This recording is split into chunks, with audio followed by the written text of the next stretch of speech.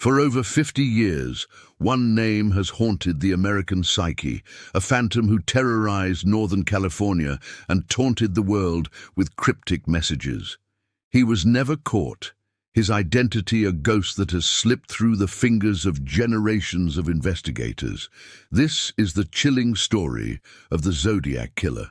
Our story begins in the late 1960s, a time of supposed peace and love that was about to be shattered. On December 20th, 1968, on a secluded lover's lane in Benicia, high school students Betty Lou Jensen and David Faraday were on their first date. A car pulled up beside them, and a man stepped out. Without a word, he shot David in the head, and then chased Betty Lou as she fled, shooting her 5 times in the back. It was a brutal, senseless act that marked the beginning of a reign of terror. The killer laid low for 6 months, biding his time. Then, on the 4th of July, 1969, in Vallejo, another couple, Darlene Ferrin and Michael Mageau, were sitting in a parked car when a man approached. He blinded them with a flashlight and opened fire. Darlene was killed instantly. Miraculously, Michael survived, despite being shot in the face, neck, and chest. He gave police their first description of the attacker, a short, heavy-set white male. An hour after the attack, the Vallejo Police Department received a call. A calm, monotone voice claimed responsibility for the shooting and also for the murders of Jensen and Faraday the previous year. The nightmare had a name. Less than a month later, on July 31st, 1969, the San Francisco Chronicle, the San Francisco Examiner, and the Vallejo Times-Herald each received a letter. The handwriting was messy, childlike, and filled with misspellings. The author took credit for the attacks and included details only the killer could know. But it was the other part of the letter that sent a shiver down everyone's spine. It was a cipher, a bizarre collection of symbols. The killer demanded the papers publish his code on their front pages, or he would go on a killing rampage that weekend. He signed the letter with a crossed circle symbol, a mark that would become synonymous with fear. The Zodiac had officially announced himself. The Bay Area was gripped by panic. The newspapers complied, and the cipher was published. Just over a week later, a high school teacher and his wife, Donald and Betty Harden, cracked the code. The message was terrifyingly arrogant. It read, "I like killing people because it is so much fun. I will not give you my name because you will try to slow down or stop my collecting of slaves for my afterlife." The slaves for the afterlife concept would become a recurring, disturbing theme in his communications. The Zodiac wasn't done. On September 27, 1969, he struck again, this time in broad daylight at Lake Berryessa. College students Brian Hartnell and Cecilia Shepard were relaxing by the water when a man approached them, wearing a bizarre executioner-style hood with the Zodiac symbol stitched on the chest. He was holding a gun. He told them he was an escaped convict and needed their car and money to get to Mexico. He had Cecilia tie up Brian before he tied her up. But then his plan took a sinister turn. He pulled out a long knife and brutally stabbed them both repeatedly. Before leaving, he walked over to Brian's car and drew his crossed circle symbol on the door, along with the dates of his previous attacks. He then drove to a payphone and once again called the police to report his own crime, describing his location and his double murder. Incredibly, Brian Hartnell survived 8 stab wounds to the back. Cecilia Shepard, sadly, died 2 days later. Just 2 weeks after the Lake Berryessa attack, the Zodiac claimed his final confirmed victim. On October 11, 1969, San Francisco cab driver Paul Stein picked up a passenger. At the intersection of Washington and Cherry Streets, the passenger shot Stein in the head, took his wallet and car keys, and tore off a piece of Stein's blood-soaked shirt. 3 teenagers in a house across the street witnessed the aftermath and called the police. When officers arrived, they saw a man walking away from the scene, but a dispatcher's error described the suspect as a black male, so they let the man, a white male, walk right by.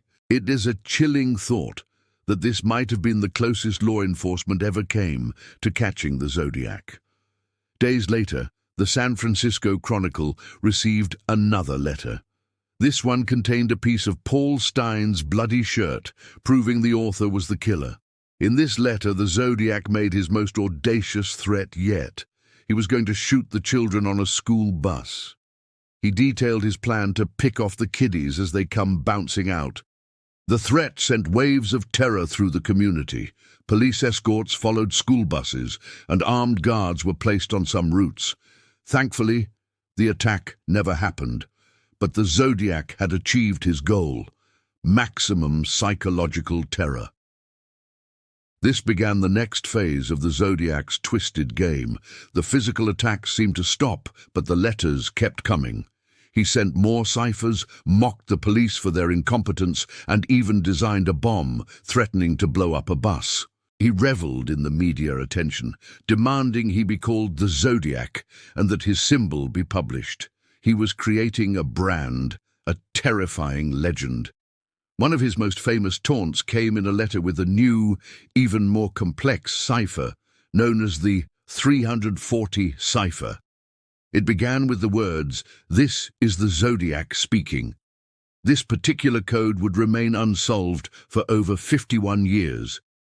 As the years rolled on, the letters became less frequent. The last confirmed Zodiac letter was sent in 1974.